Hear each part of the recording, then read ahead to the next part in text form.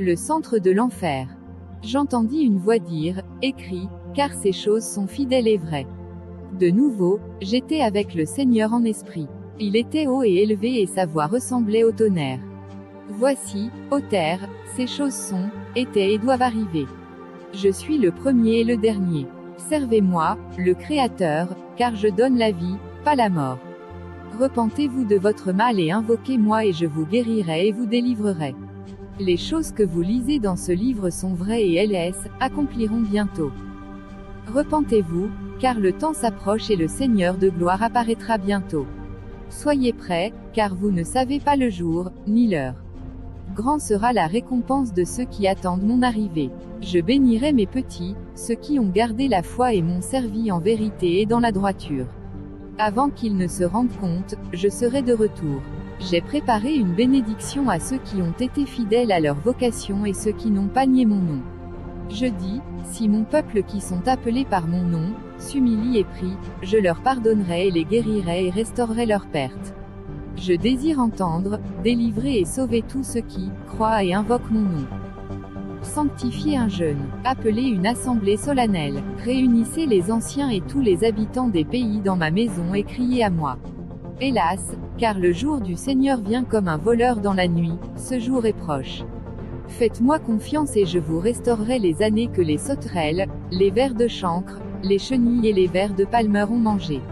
Ma grande armée que j'ai appelée ne se rompra pas les rangs, ni leurs pas. Ils feront de merveilleux exploits et ils ne seront pas conquis, car je suis leur force. Leur voix résonnera comme le son de la trompette, comme des tonnerres elles résonneront et tous ceux qui leur entendront sauront que je suis le Seigneur votre Dieu. Cher Seigneur Jésus, c'est ma prière que je sois compté digne pour être dans cette armée. Je veux être dans cette armée, mais je sais que je dois être pure et sainte comme Jésus est pur et saint.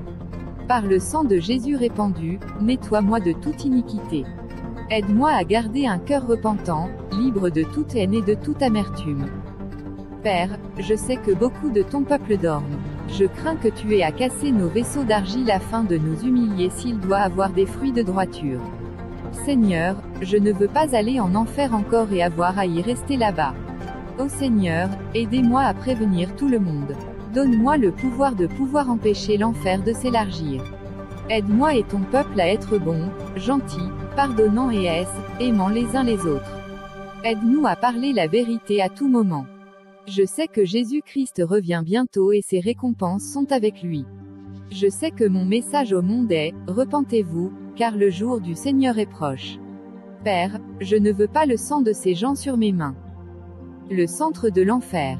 Encore le Seigneur et moi sommes entrés dans l'enfer. Jésus me dit, mon enfant, pour ce but tu étais né, pour écrire et dire ce que je t'ai dit et ce que t'ai montré. Car ces choses sont fidèles et vraies. Je t'ai appelé pour dire à travers toi au monde qu'il y a un enfer, mais qu'il y a aussi un moyen pour y échapper. Je ne te montrerai pas toutes les parties de l'enfer. Et il y a des choses cachées que je ne peux pas te révéler. Mais je te montrerai beaucoup. Maintenant viens et vois les pouvoirs des ténèbres et leurs fins. Nous étions allés de nouveau à l'abdomen de l'enfer et avons commencé à marcher vers une petite ouverture. Je me tournai pour regarder où nous entrions et je constatais que nous étions sur un rebord à côté d'une cellule dans le centre de l'enfer. Nous nous étions alors arrêtés devant une cellule dans laquelle se trouvait une belle femme. Sur le haut de la cellule étaient inscrits les lettres A, C. J'. Entendu la femme dire, Seigneur, je savais que tu viendras un de ces jours. Laisse-moi s'il te plaît sortir de cet endroit de tourment. Elle était habillée dans les vêtements d'une ancienne ère et elle était très belle. Je le savais, elle avait été ici depuis plusieurs siècles, mais ne pouvait pas mourir. Son âme était dans le tourment. Elle commença à tirer sur les barres et à pleurer. Doucement Jésus dit, paix, calme-toi. Il lui parla avec tristesse dans sa voix. Femme, vous savez pourquoi vous êtes ici.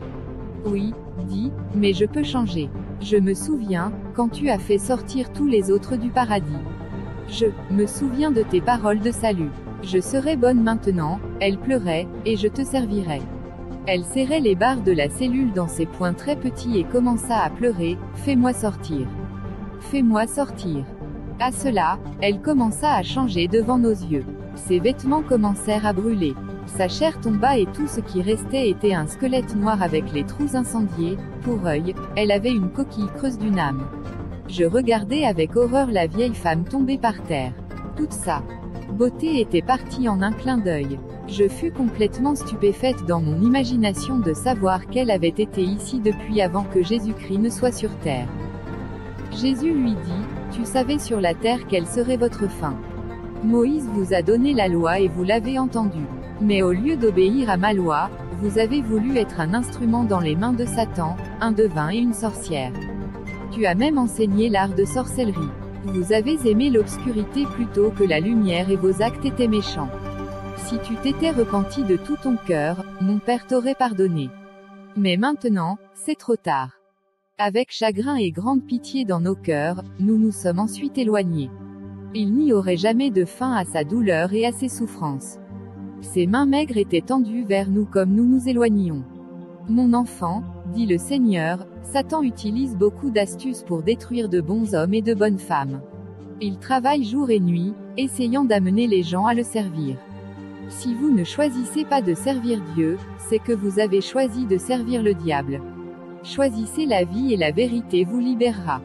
Après avoir marché une courte distance, nous nous sommes arrêtés devant une autre cellule. J'entendis la voix d'un homme criant, « Qui est là? Qui est là ?» Je me demandais pourquoi il criait. Jésus dit, « Il est aveugle. » J'entendis un son et me retournai. Devant nous était un grand démon avec des ailes énormes qui avaient l'air d'être cassées. Il nous regarda juste passer. Je restais tout près de Jésus. Ensemble, nous étions tournés pour regarder l'homme qui avait parlé. Il était aussi dans une cellule d'eau tourne à nous, il était dans une forme squelettique avec le feu et l'odeur de la mort sur lui. Il battait l'air et poussait des cris, « Aidez-moi! Au secours, il y a quelqu'un! » Tendrement, Jésus dit, « Homme, paix, calme-toi. » L'homme se tourna et dit, « Seigneur, j'ai toujours su que tu viendrais pour moi. Je me repens maintenant. S'il te plaît, fais-moi sortir. Je sais que j'étais une personne horrible et j'ai utilisé mon handicap pour de gains égoïstes. Je sais que j'étais un sorcier et a trompé beaucoup pour Satan. Mais Seigneur, je me repens maintenant. S'il te plaît, fais-moi sortir. Jour et nuit je suis tourmenté dans ces flammes, il n'y a pas d'eau. Je suis si assoiffé. Il pleurait, ne peux-tu pas me donner de l'eau? L'homme criait toujours après Jésus comme nous nous éloignions. Je baissais la tête avec tristesse. Jésus dit, tous les sorciers et les ouvriers du mal auront leur part dans le lac qui brûle avec le feu et le soufre, qui est la deuxième mort. Nous sommes arrivés à une autre cellule dans laquelle était un autre homme. Il dit, Seigneur, je savais que tu viendrais me libérer. Je me suis repenti pendant longtemps. Cet homme était aussi un squelette, plein de flammes et de vers. Ô homme, vous êtes toujours plein des mensonges et de péchés. Vous savez que vous étiez un disciple de Satan, un menteur qui a trompé beaucoup. La vérité n'était jamais dans votre bouche et la mort était toujours votre récompense. Vous avez entendu mes paroles souvent et vous vous êtes moqué de mon salut et de mon Esprit Saint. Vous avez menti toute votre vie et ne m'écoutiez pas. Vous êtes de votre père le diable. Tous les menteurs auront leur part dans le lac de feu. Vous avez blasphémé le Saint-Esprit. L'homme commença à maudire et dire beaucoup de choses méchantes contre le Seigneur. Et nous avons alors continué, cette âme était pour toujours perdue dans l'enfer. Jésus dit, quiconque pourra venir à moi, et celui qui perdra sa vie à cause de moi trouvera la vie, et cela plus abondamment. Mais les pécheurs doivent se repentir pendant qu'ils sont toujours vivants sur la terre. C'est trop tard pour se repentir quand ils arrivent ici. Beaucoup de pécheurs veulent servir Dieu et Satan, ou alors ils croient qu'ils ont un temps illimité pour accepter la grâce que Dieu offre. Le véritable sage choisira ce jour-ci même qui ils serviront. Bientôt nous étions arrivés à la cellule suivante. Un cri désespéré de chagrin venait de l'intérieur, cet squelette d'un homme s'était blotti par terre. Ses os étaient noirs de l'incendie et son âme était d'un brouillard gris sale à l'intérieur. Je remarquais que quelques parties de son corps manquaient. La fumée et les flammes se levaient autour de lui. Les vers rampaient à l'intérieur de lui. Jésus dit, les péchés de cet homme étaient nombreux. Il était un meurtrier et avait la haine dans son cœur. Il ne se repentit pas et ne voulut même pas croire que je lui pardonnerais, si seulement il venait à moi. Tu veux dire, Seigneur, je demandais, qu'il a pensé que tu ne lui pardonnerais pas pour les meurtres et pour la haine. Simple. Oui, dit Jésus, si seulement il avait cru et était venu à moi, je lui aurais pardonné tous ses péchés, grands et petits. Au lieu de cela, il a continué à pécher et est mort dans ses péchés. C'est pourquoi il est où il est aujourd'hui. On lui a donné plusieurs opportunités de me servir et de croire à l'évangile, mais il a refusé. Maintenant c'est trop tard. La cellule suivante à laquelle nous étions arrêtés était remplie d'une odeur terrible. Je pouvais entendre les cris des morts et des gémissements de regret partout. J'étais si triste que j'étais presque malade. Je décidai dans mon esprit que je ferais tout ce que je pourrais pour parler de cet endroit à tout le monde. La voix d'une femme dit « Aidez-moi ». Je regardais fixement dans une perdue réelle, pas les douilles incendiées qui étaient les marques d'incendie. J'étais si triste que je frissonnais et je ressentis une telle pitié et un chagrin pour cette âme. Je voulus tellement la tirer de la cellule et m'enfuir avec elle. C'est si pénible, dit-elle. Seigneur, je ferai ce qui est juste maintenant. Je t'ai connu une fois et tu as été mon sauveur. Ses mains serraient les barres de la cellule. Pourquoi ne peux-tu pas être mon sauveur maintenant? De grands morceaux de chair brûlante tombaient d'elle et maintenant seulement les os serraient les barres. Tu m'avais même guéri du cancer, dit-elle. Tu m'avais dit d'aller et de ne plus pécher de peur qu'une chose plus mauvaise ne me trouve par hasard. J'ai essayé, Seigneur, tu sais que j'ai essayé. J'ai même essayé d'être un témoin pour toi. Mais, Seigneur, j'avais bientôt appris que ceux-là qui prêchent ta parole ne sont pas populaires. J'ai voulu que les gens m'aiment. Je retournai alors lentement dans le monde et les désirs de la chair me dévorèrent. Les boîtes de nuit et les boissons fortes sont devenues plus importantes que toi. Je perdus tout contact avec mes amis chrétiens et devins 7 fois plus mauvaise que j'avais été auparavant. Et bien que je sois devenue amant tant des hommes que des femmes, je n'ai jamais eu l'intention d'être perdue.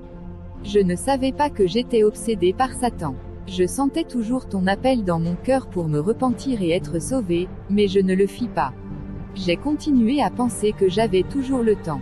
Demain je rebrousserai chemin et reviendrai à Jésus et il me pardonnera et me délivrera. Mais j'ai attendu trop longtemps et maintenant c'est trop tard, elle pleurait. Ses yeux tristes éclatèrent en flammes et disparurent. Je criais et tombais contre Jésus. Ô Seigneur, je pensais, cela aurait facilement pu être moi ou un de mes bien-aimés. S'il vous plaît, pécheurs, réveillez-vous avant qu'il ne se fasse trop tard. Ensuite nous avons marché vers une autre cellule. Dans celle-ci se trouvait un autre homme sous une forme squelettique avec une âme grise sale à l'intérieur. Les cris d'une douleur totale et de regret amer sortaient de cet homme que je n'oublierai jamais. Jésus a dit, mon enfant, quelques-uns qui liront ce livre le compareront à une histoire de film de fiction ou à un film qu'ils ont vu. Ils diront que ceci n'est pas vrai. Mais tu sais que ces choses sont vraies. Tu sais que l'enfer est vrai, car je t'ai amené ici plusieurs fois par mon esprit. Je t'ai révélé la vérité à toi pour que tu puisses le témoigner aux autres. Personne perdue, si vous ne vous repentez pas et n'êtes pas baptisés et ne croyez pas à l'évangile de Jésus-Christ, ceci sera sûrement votre fin. Cet homme est ici, dit le Seigneur, à cause de sa rébellion. Le péché de rébellion ressemble au péché de sorcellerie. En fait, tous ceux-là qui connaissent ma parole et mes voix et ont entendu l'évangile, mais ne se sont pas repentis sont dans la rébellion contre moi. Beaucoup sont dans l'enfer aujourd'hui à cause de ce péché. L'homme parla à Jésus et dit, j'ai une fois pensé à te faire le Seigneur de ma vie, mais je n'ai pas voulu marcher dans ta voie droite et étroite. J'ai voulu la voie large. C'était tellement plus facile de servir le péché. Je n'ai pas voulu devoir être juste. J'ai aimé ma voie pécheresse. J'ai désiré boire les boissons fortes et faire les choses de ce monde que obéir à tes ordres. Mais maintenant je regrette de n'avoir pas écouté ce que tu m'avais envoyé. Au lieu de cela j'ai fait le mal et je ne me suis pas repenti. De grands sanglots secouaient son corps comme il poussait des cris de regret. Pendant des années j'ai été tourmenté dans cet endroit. Je sais que je suis et je sais que je ne sortirai jamais. Je suis tourmenté jour et nuit dans ces flammes et ces vers. Je crie, mais personne ne vient m'aider. Personne ne se soucie de mon âme ici, personne ne se soucie de mon âme. Il tomba dans un petit tas de saleté sur le sol et continua à crier. Nous avons continué jusqu'à l'autre cellule. Une femme s'assit en levant les verres de ses os. Elle commença à crier quand elle vit Jésus. Aide-moi, Seigneur, elle dit, je serai bonne. Fais-moi sortir s'il te plaît. Elle aussi se leva et serra les barres de la cellule. Je sentis une telle grande pitié pour elle. Comme elle criait, les sanglots secouaient son corps. Elle dit, Seigneur, quand j'étais sur la terre, j'ai adoré les dieux hindous et beaucoup d'idoles. Je ne croyais pas à l'évangile que les missionnaires m'ont prêché, bien que je l'ai entendu plusieurs fois. Un jour je suis morte. J'ai crié à mes dieux pour me sauver de l'enfer, mais ils ne pouvaient pas. Maintenant, Seigneur, je voudrais me repentir. C'est trop tard, dit Jésus. Les flammes couvrirent sa forme comme nous avancions, ces cris remplirent mon âme jusqu'aujourd'hui. Satan l'avait trompé. Avec tristesse dans sa voix Jésus dit, Viens, nous y retournerons demain. Il est l'heure de rentrer.